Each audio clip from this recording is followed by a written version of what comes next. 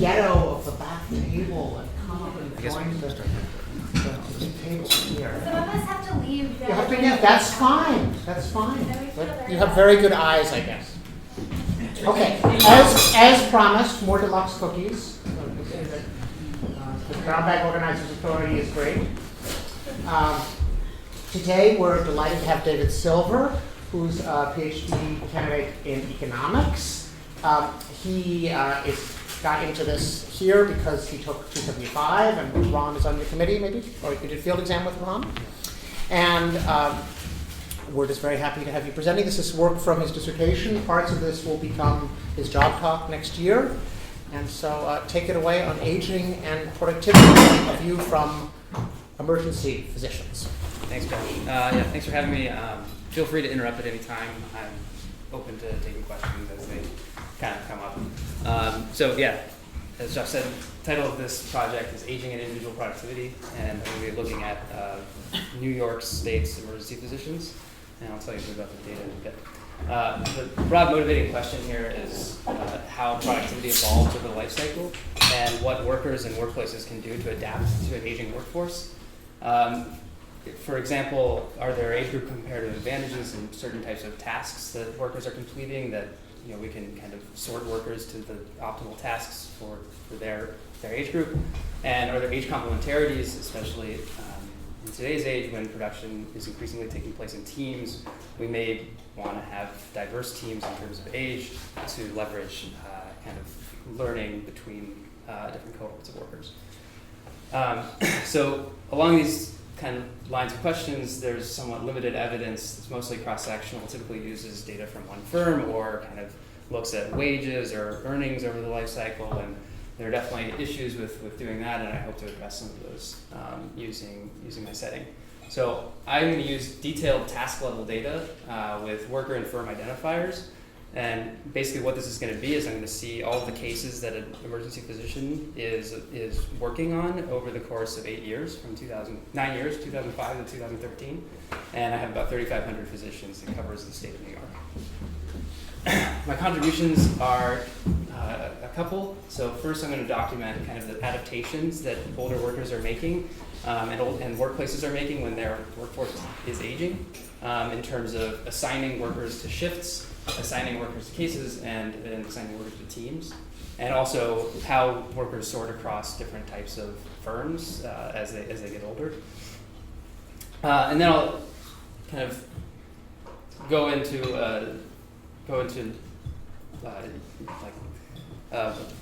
talk about, I guess, how we think the productivity actually evolves over the life cycle, taking into account all of this kind of sorting that might be going on, that might be unaccounted for in previous work.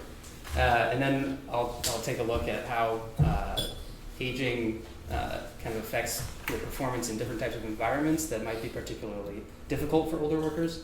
And finally look at teams and how age complementarities play a role in the workforce. So which of this is the comparative advantage stuff?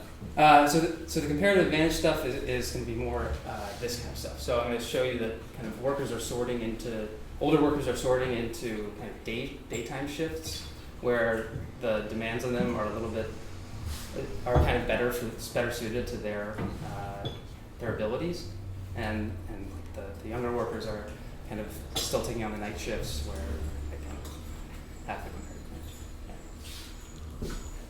Yeah. Okay, so preview of my findings. I find that most of the slowdown seems to occur actually in the late 40s and early 50s, and aging doesn't really seem to have much of an effect past the age of 55. Quality seems to be slightly decreasing with age, although that's somewhat noisy. And I find that older workers are shifting away from the environments where the effects of aging are larger. And then on the side of teams, I find that working with younger, faster colleagues seems to bolster older physician speed without having any effects on their quality of care. Is there anything reversed if the older colleagues improve the outcomes for the younger? Right, so it actually looks like the younger workers, so I find that younger men tend to work faster around younger men. So there's maybe potentially a little bit limited scope for the mixing of teams in that sense, but I'll show you that kind of older workers tend to respond quite a bit more strongly than younger workers to working with faster colleagues. working with more productive employees. So there's no kind of wisdom kind of effect of the older. Not that I've gotten to so far, but I'm definitely working on that angle. Yeah. Are these results controlling for things like seniority? I can imagine the shift choice would be. Yeah. So I'm going to be using basically within worker information on when they're working nights versus days, or when they're as they're getting older. So it's not explicitly controlling for like whether they're the kind of most experienced person in the team or not. But I'm not. Yeah. Are you controlling for anything to do with the characteristics of the patient? Yes, absolutely. Yeah. So I'm going to risk adjust all the outcomes with all the observables that I have on patients, which are decent. They're not like perfect observables. There's certainly reason to worry about them. Yeah. Who are the other colleagues? Are they other physicians, or are they nurses and other? Yeah, so I'm limited to looking at physicians in this case, unfortunately. I would love to have data on what other labor, on nurses and PAs PAs are actually in here, but nurses and clerks and stuff like that. But that's not. Okay. So just now, I'm going to talk a bit about my data, and then talk about the background. What is this workforce like? How does it compare to other workforces that we're interested in, and what might we be able to generalize from this setting? And then we'll talk about the age profiles I'm estimating, and then the performance across environments and teamwork. Okay, so my data is, as I mentioned, kind of case level emergency department discharge data. It comes from New York. This department Sparks. And I match on vital statistics death records to look at quality outcomes, as well as I'm able to look at readmissions, which is patient IDs that are trackable across records. And then I match onto these physician databases that I scrape from the web and hospital databases that are pretty common. So on mortality, yeah. so if I go to an emergency room in New York and I live in New Jersey, do you get my death? I don't, but that's about 1% of cases. Really? Yeah. So it's all of New York State. Right, so it's really only New York City that's affected by that. Yeah. So let's see. So yeah, just a little bit more about what the discharge data looks like. I get to see all of these demographics: age, sex, race, zip code, insurance status. That's pretty much what I'm using as risk adjusters. I get this encrypted ID, which gives me readmissions.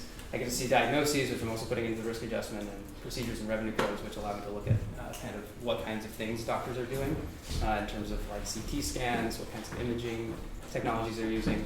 And that's kind of in the works still. I have, importantly, these two elements that were pretty hard to get through Sparks, but I was able to use some social capital to get them, timestamps and physician license numbers, and in tandem, these kind of allow me to construct a lot of things about the teams and the shifts that the physicians are working. So yeah, like I said, there's definitely a lot of massive hospitals in New York City and in Long Island and around the surrounding area, but I have definitely a lot of variation across space in terms of where these hospitals are located and what kinds of organizational forms they take and their size.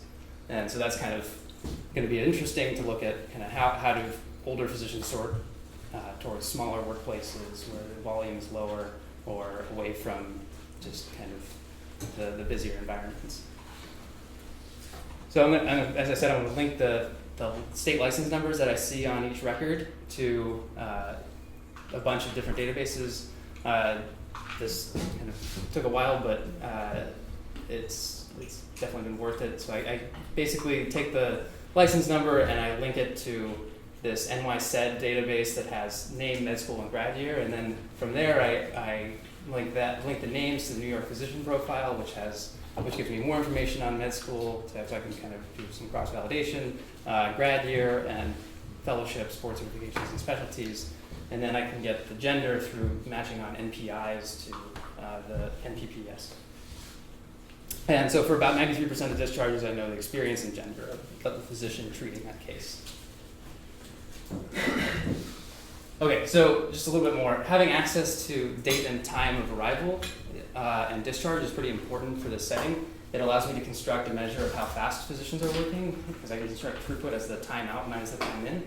And in this setting, you might be worried about looking at that kind of outcome in like a primary care setting, because you think the doctors do actually need to like talk to the patients a bit more, and speeding up doctors is not necessarily the best thing to do in terms of quality. But in this setting, I'm going to argue that the emergency room is a place where you kind of need to be worried about how fast your doctors are working in order to be able to deal with kinds of demand shocks that are coming into the ER and kind of keeping waiting times down. So it also allows me to look at night versus day. I'm able to construct the shift structure of each hospital, or infer the shift structure of each hospital by looking at when physicians enter during the day and when they leave during the day. And then I'm also able to construct like what's the contemporaneous state of the hospital at any given point in my sample by saying what's the stock of patients and how many arrivals have there been in the last few hours. So it sounds like you want to mix that last thing with the throughput. At a not busy time, you don't care about how fast they are. At a busy time, you care about how fast they are. Is that the idea? So I guess there's, to some extent, you do care still how fast they are in a not busy time because of the variability in the future. So if it's not busy, it could be busy in the next few hours, just because it's kind of like arrival rates are croissant, and then so you get pretty large variance of arrivals over the next few hours. You want to be able to make sure that you're kind of keeping up with demand at any point in time. If it's really low demand, then obviously... And when I've been to the emergency room, yeah. What happens, right? I'm there for 4 hours. I'm with the doctor for 5 minutes. The speed of the doctor's care of me, Yeah. okay, it could be 7 minutes, it could be 3 minutes, but it's not really what's affecting the time. It's how long everything takes for the person to eventually come to me. It's whether they have something more important. So right. So I guess the way I'm thinking of it is, so you're the emergency physician assigned to a case. Then it's your job to work through that case. You're not necessarily seeing the patient at all times. In fact, that's not most of what the work is. Most of the work is figuring out how to allocate resources to that patient in order to get them through. And so it's not really about face-to-face contact at all. It's really about like, okay, I have this case, and I'm going to work on this case in a variety of ways to get it finished up and get the diagnosis made. Yeah. But it seems like a big point of monitoring, right? Like, what if you need to make sure that someone's heart rate stays at a given level for X number of hours, and that doesn't seem related to intensive physician work. Yeah, so most of the caseload that comes through the ED is not super, a lot of it is contusions and broken bones and things like that, where those kinds of monitoring things are less important. So I agree, And so, I mean, I'm going to control for kind of like how long on average it takes to take care of a patient of a given diagnosis type. So in that sense, it's kind of, you still care about on the margin how fast that physician is able to work that case. Yeah. Is someone screening the patient when they first arrive with respect to whether they look like a trauma, et cetera? And who's doing that, and how do they allocate? Right. Yeah. So I think the allocation mechanism is interesting. Typically, it works like you see a triage nurse when you first enter the emergency department waiting room, and that triage nurse, takes your blood pressure, and does a few other things to say, okay, like, look, we need to get you through really quickly into the emergency room because you're like high triage, or you're low triage, and we're going to let you kind of wait a bit.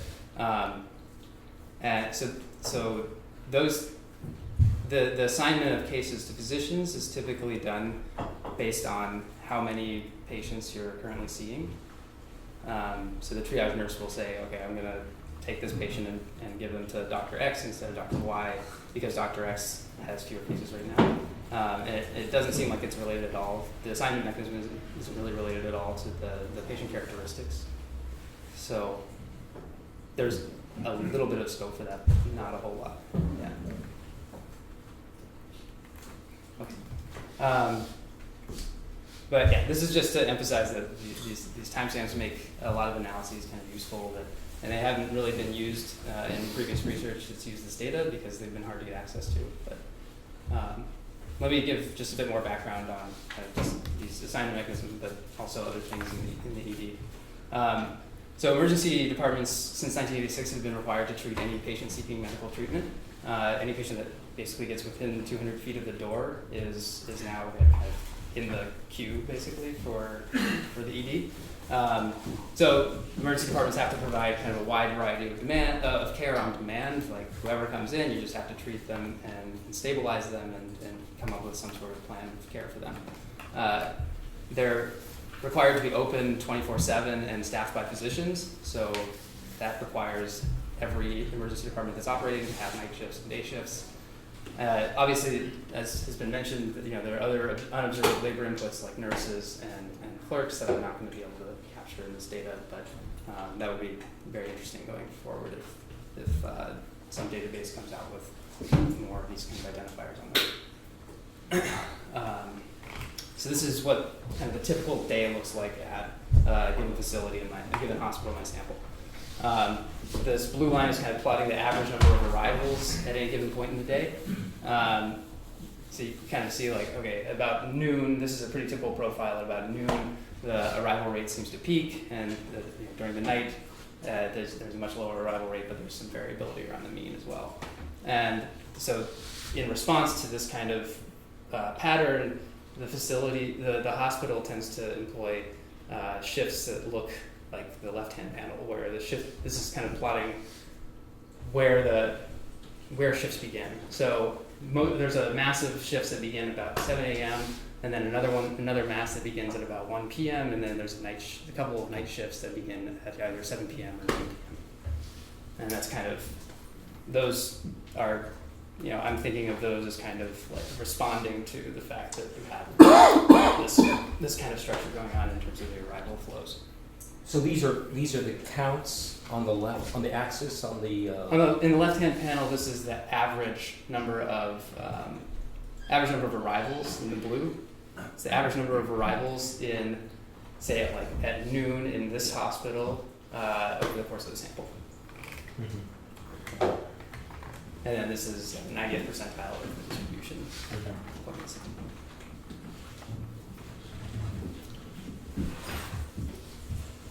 Okay, so emergency departments have been increasingly have kind of come under increasing pressure because of just increased demand from a variety of sources. And so in 2006, the Institute of Medicine said that emergency care is at a breaking point in that demand has increased substantially, but supply has seemed to shorten, and there are a lot of EDs that have closed. Even in my sample frame, there are about five or six EDs in New York City that close their doors, which kind of leads to kind of volume increases at other hospitals. So in that way, it's kind of like efficient staffing is really important in this setting, and it's that importance is growing, and that's why I'm going to focus. Part of why I'm going to focus on speed, but also outcomes, and then what we really care about is kind of timely and accurate diagnosis. Okay, so emergency physicians typically work about 8 to 12-hour shifts, and all of these shifts you should think of as being pre-scheduled like a month in advance for the typical ED. One of the features of this environment that really attracts physicians out of medical school into emergency physician residencies is the fact that there's no on-call work.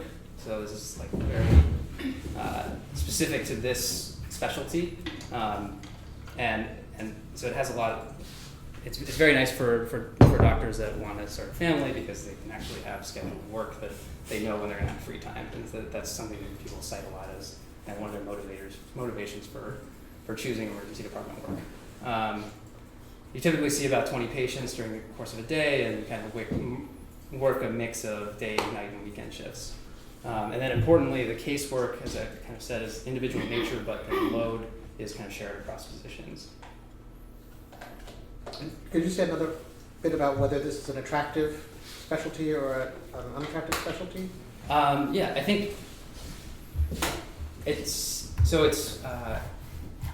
attractive to a certain type of medical student. So increasingly, you see like the share of women in this workforce is increasing a lot faster than it is in the medical student population at large. So I think, and part of that is that it's maybe a little bit more amenable to taking leave, because you don't have kind of continuous interactions with your patients over any period of time. You kind of see a patient and then discharge them, and you don't see them again necessarily, unless they're kind of repeat users of the ED, which is also kind of common. And is it high paying, low paying? It's pretty high paying. I think the average, I think ED physicians make about $250,000 a year on average. So it's not cardiologist, it's not heart surgeon, but it's definitely not it's not like general practitioner. It's not that low. It's towards the higher end of the distribution of specialties. Okay, so just to convince you that there's aging going on in this workforce, this is plotting for all the active physicians in a given year.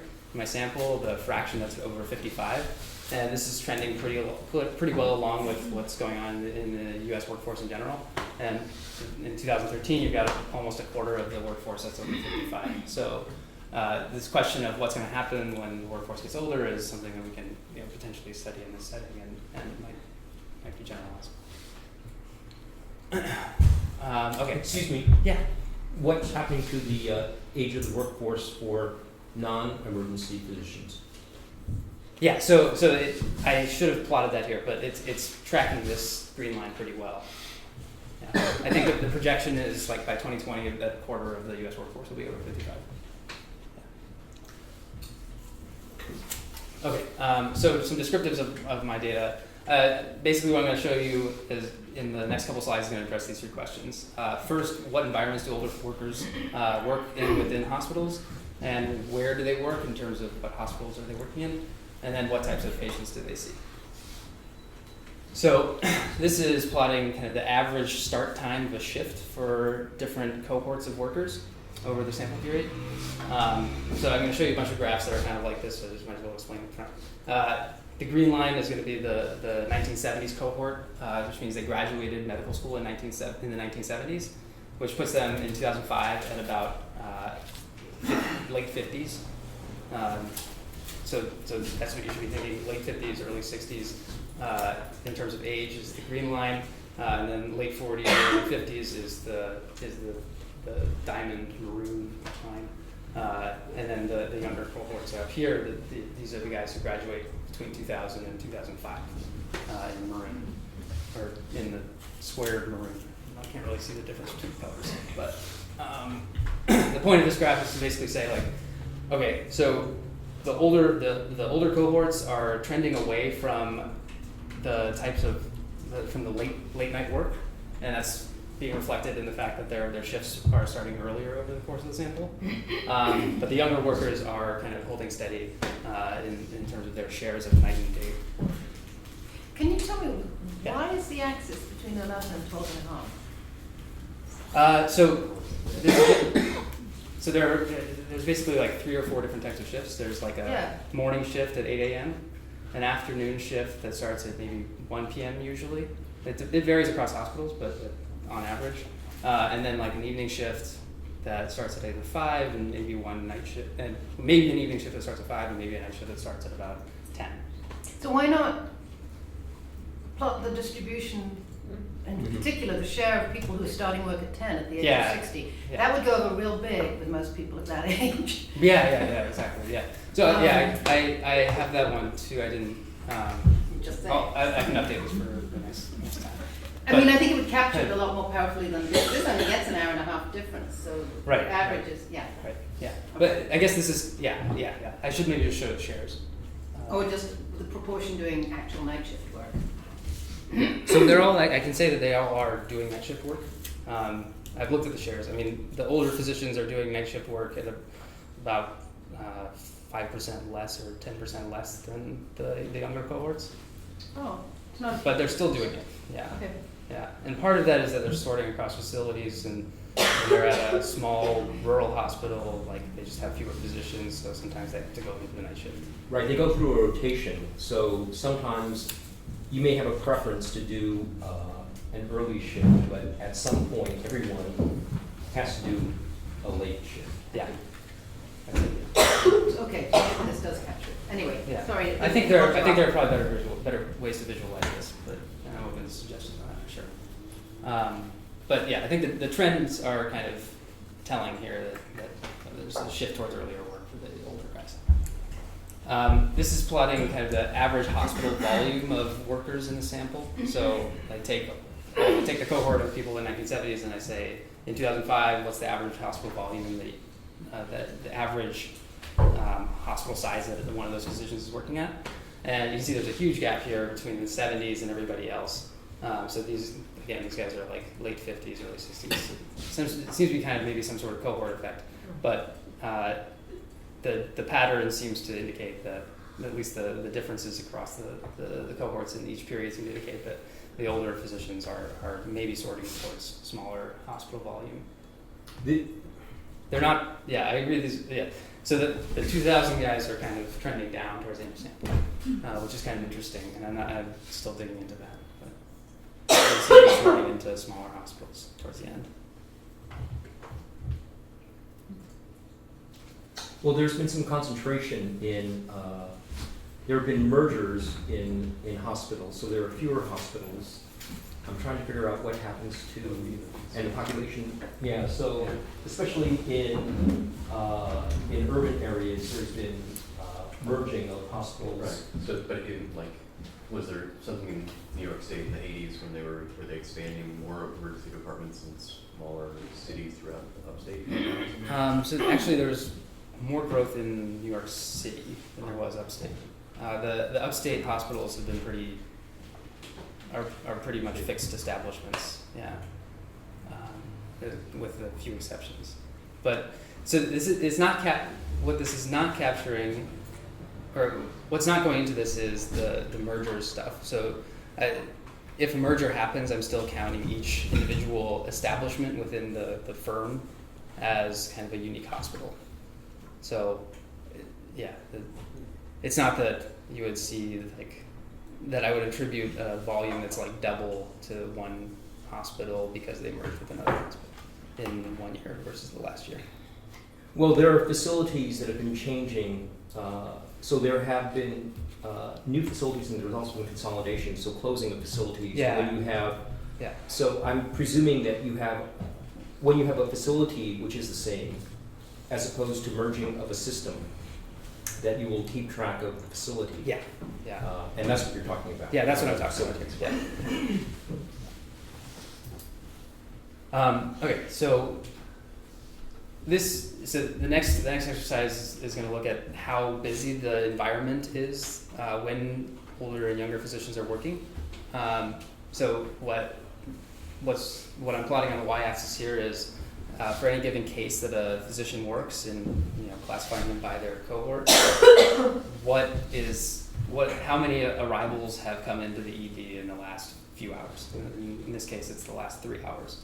And so overwhelmingly, you can see there's a huge increasing trend here towards more demand on workers. So going from like 16 up to 22 is quite an increase in kind of the average number of arrivals that have come into the ER when workers are working. And it seems like there's potentially some sort of downward trend towards the end of the sample among the oldest cohorts, the 70s and 80s cohorts. And they seem to be kind of selecting out of these workplaces where demand is increasing the most. Okay, so next I'm going to do an exercise where I look at how the patient types, so as characterized by like their age, race, gender, diagnosis, and insurance, are changing across the sample for these cohorts. And the way I'm going to get at this is I'm going to basically estimate an index for every patient based on their observables, controlling for physician and hospital effects and time effects. Trying to basically make this index as pure as possible, not including basically bias from the differential sorting of patients across hospitals and across physicians. And basically what this is getting at is what's the expected throughput or the expected time that it takes to treat a patient for different cohorts in the sample over time. And this is what I get. Basically, you see that the younger or the older cohorts are seeing slightly what you might call like easier or faster patients to see across the sample period. It doesn't seem like that's kind of, it might be increasing a little bit towards the end, the dispersion of this. But honestly, the magnitudes here are not that large. So this is all in hours, so 3.16 versus 3.21 hours is kind of a modest difference in kind of the patient types, and the patient types do vary quite a bit more than this. So it seems like there's actually a fair amount of kind of like every physician is seeing kind of similar caseloads, but how, perhaps how does this arise? I mean, you've controlled for the nature of the institution, you've controlled for, so how could there be any difference? So the differences can arise through, so if a physician works at a hospital whose patient mix is actually sicker, that's going to come out in the. Well, that's not controlled for. No, it's so. So let me go back to this. So basically, what I'm doing is I want to get the B1s, this coefficient vector, Okay. right, based on the x's. The x's can I'm sorry, vary. I don't even across- know what Y is, so. Sorry. Yeah. I need to clean this up. But it's okay. but the point is, you don't have to go through all this because Yeah. you're going to get results. But the point is this is not control. This is not within the hospital not within a within case. or This within- person. Okay. yeah, It's yeah, the yeah. kind of It's exposure what, someone gets. Yeah, exactly. But you say you've got fixed effects for hospitals. Right, and those are going to control for the kinds of sorting that are going to bias the estimates of the coefficients. I mean, each when I run hospital is these a regressions. unique covariate. I mean, it's a fixed effect per hospital. Yes, yeah, and per physician. So that's going to allow for arbitrary sorting of patients across those dimensions, Yeah. right? But I'm only interested in controlling for that in so much as that stuff biases the coefficients I'm getting here, the B1s. And the plots on the next page, are they predicted values They're or predicted. they observed values? They're predicted based on XC B1.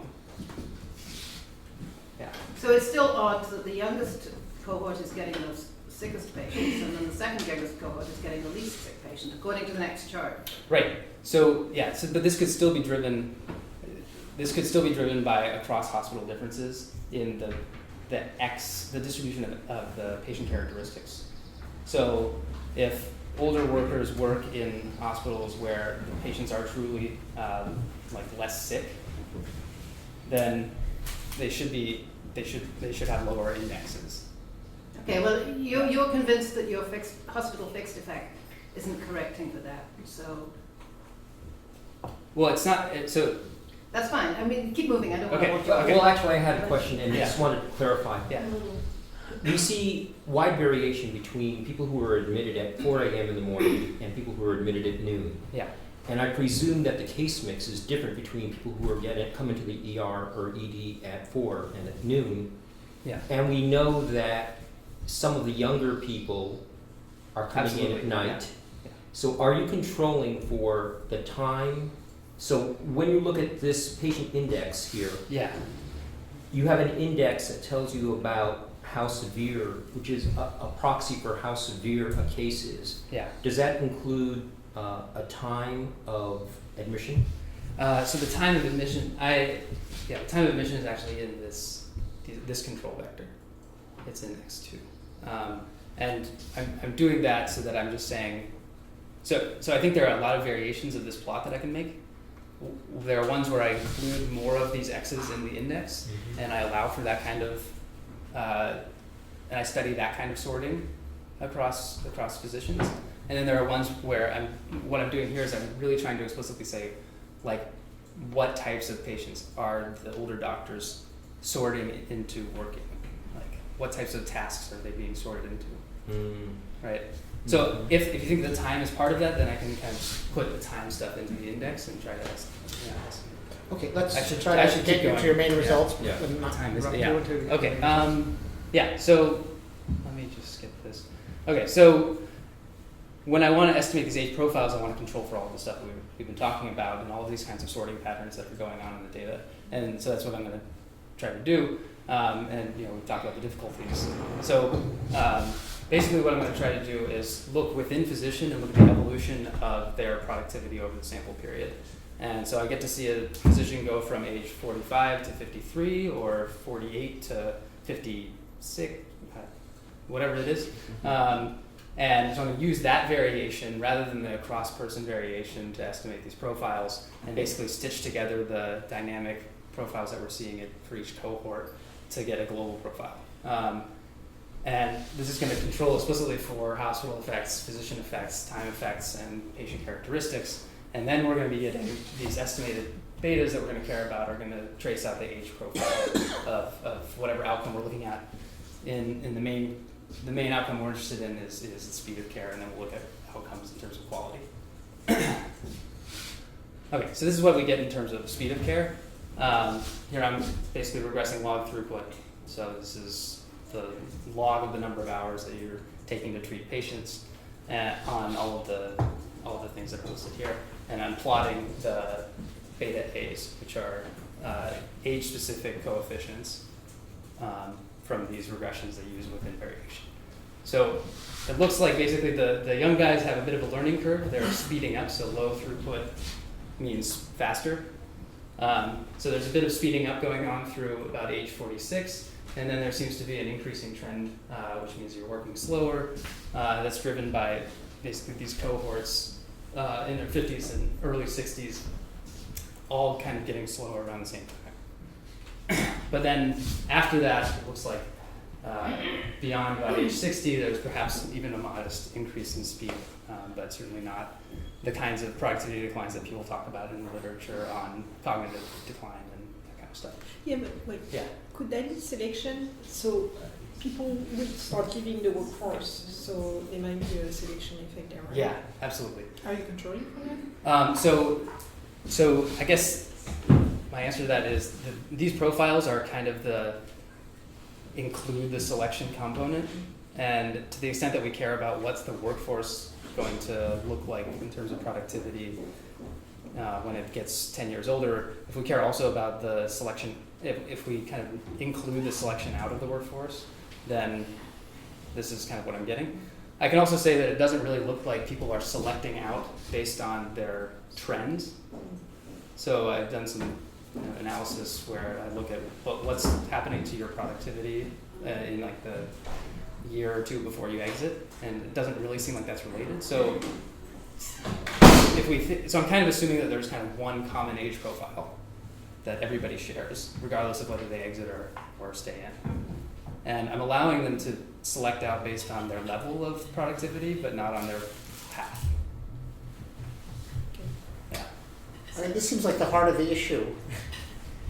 And you're really saying that the change from 60 to 75 is not changing composition of who stays as an ER?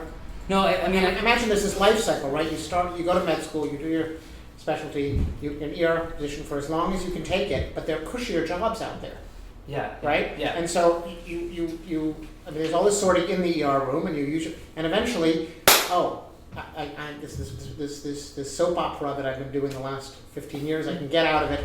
I can become a consulting whatever, sit in my office, and that's not happening. That's not the life cycle of a doctor. So you do see, yeah, I mean, you do see more selection. Like there is retirement that is happening, or exit from the workforce that's happening in the later years, and so maybe we shouldn't take too much from like 70 and beyond.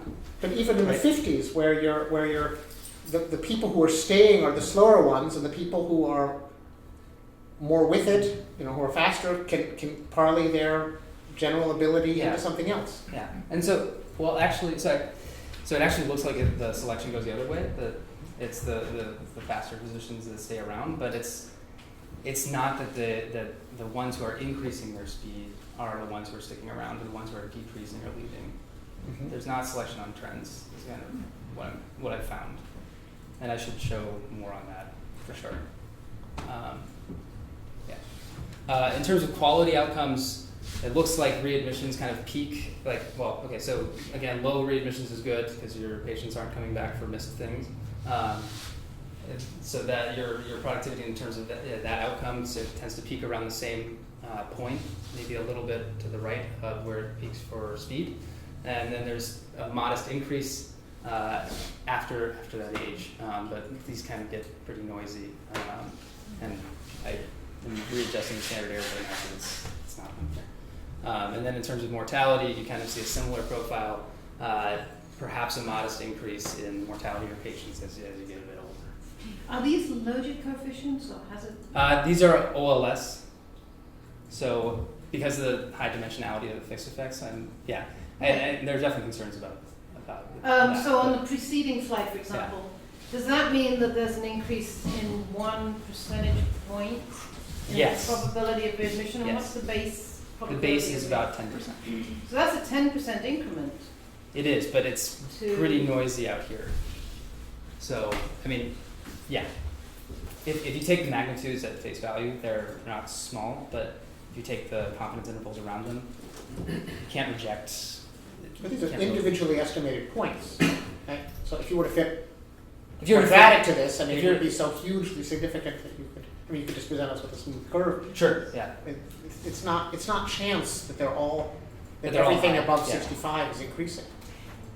But the devil is in the details as to how one controls the case mix. I mean, isn't it? Yes. It's extremely vulnerable. I mean, this is what all the argument was around mortality rates reported for hospitals. It didn't get published for like a couple of decades. Right. This Very is the problem recent. that I think- we had. It's a case mix. So And so Yeah, part of you've done the sensitivity analysis too? Yeah. It's relatively robust, but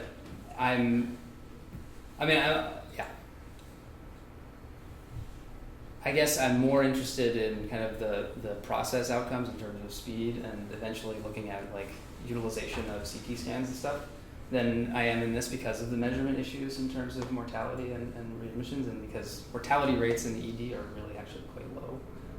So it's hard to say what you're really picking up when you have a patient die. Yeah.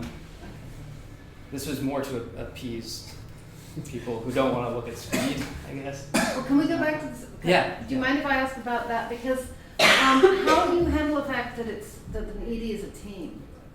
Yeah. So I'm in other work. I'm kind of working on netting out team effects. So there's a lot of variation in who you're working with over the course of a shift, actually, because you have these kind of staggered shifts where people exit and enter, and that's how I'm kind of identifying team effects in related work. And so I've run these things with team effects, and they look pretty similar. It's kind of But time is measured from entry into the ER, it's when you arrive to when you leave. including sitting in the waiting room to be seen? Including sitting in the waiting room, and that's so that's a function a bit of what team is on duty, because if you have like a bunch of bad doctors And also the crowdedness. yeah, I mean, yeah. partly you've got a queuing problem here. So yeah, absolutely, and I'm controlling for the contemporaneous demand in the hospital in the X's. So I know how many. But queuing patients is are- a non-linear function. Okay, so yeah. I mean, And I have- expected wait time right. is a non-linear function of So I have volume. a square term in. I could probably experiment a bit more with like the exact functional form of how I'm thinking about the crowding happening. For the sake of this, I just kind of put in a quadratic in how many cases are currently in queue.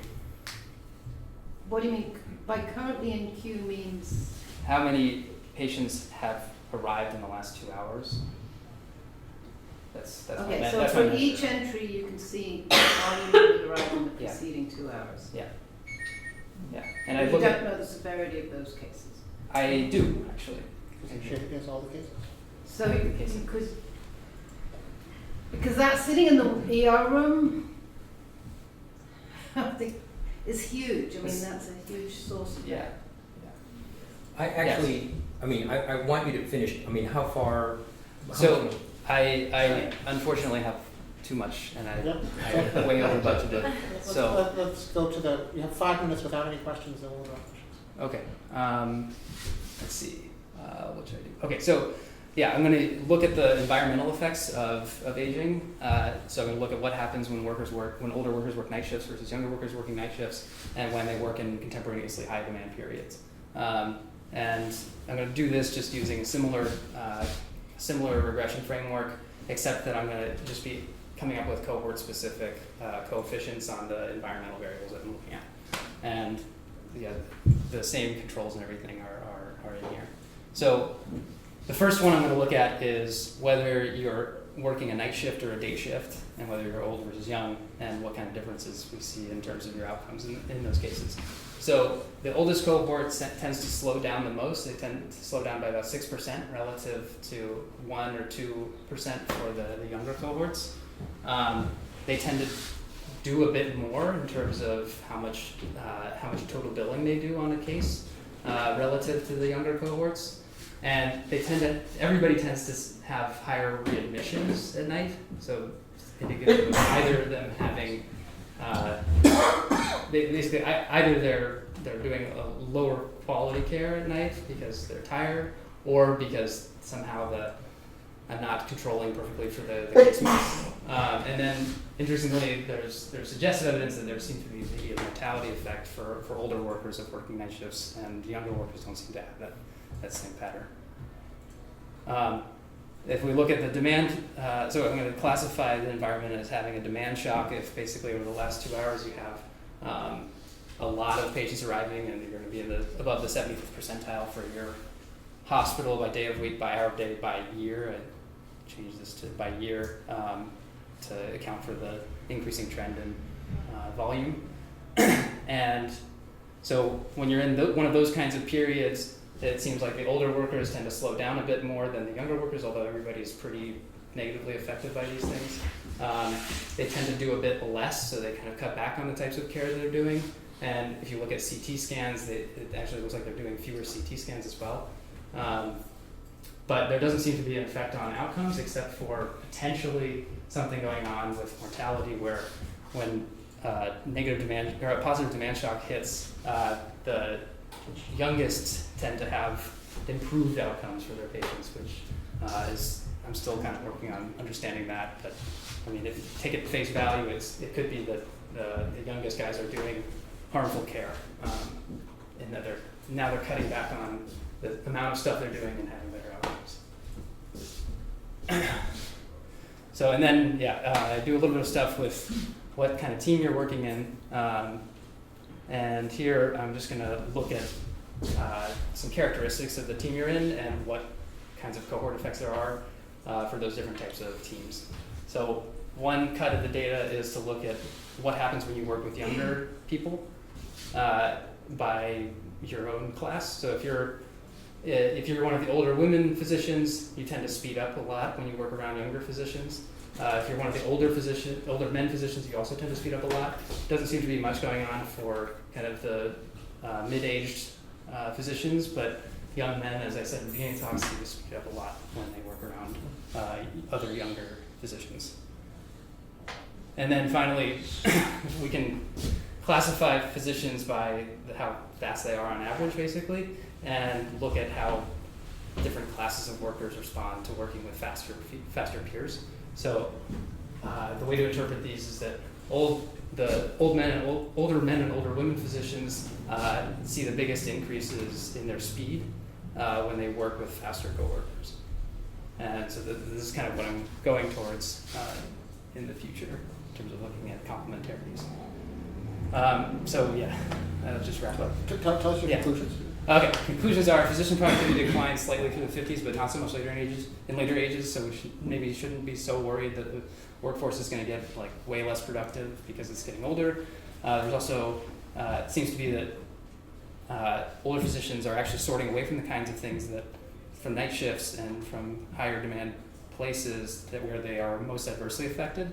So there's kind of some comparative advantage sorting, and then it also looks like there's potentially scope for teams to be important and an important determinant of how we mix workers in workplaces as the workforce gets older. Okay. So we're exactly on time. Now we have 10 minutes for questions. It was a bit of a rush, but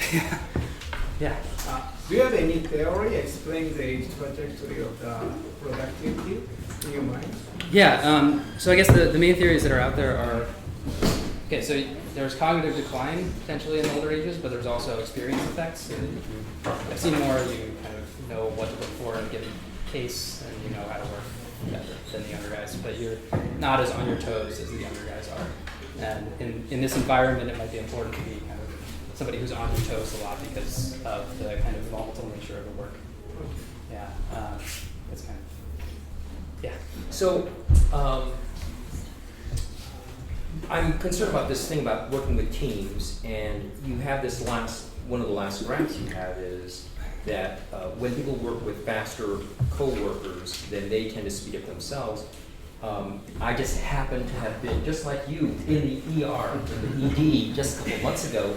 And one of the things that I had noticed in my days, as I was like half conscious, was that the person who was treating me was being consulted by another physician. And that would have, in some sense, well, actually, I stayed overnight, so it didn't affect my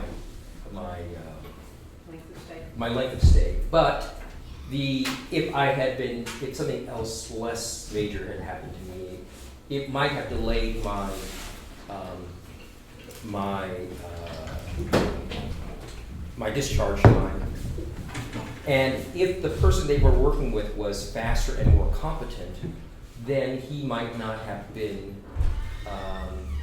distracted in answering questions from this other person. Yeah. So I'm interested in that last graph because it looks like if you work with somebody who's faster and presumably ask your questions, you don't go to someone who's like 28 to answer your questions. Yeah, you go to someone who's been That's around more the yeah. ED for a while to Yeah. answer your questions. And I'm sort of looking at that thing and I'm trying to, is this consistent with that story? I think so.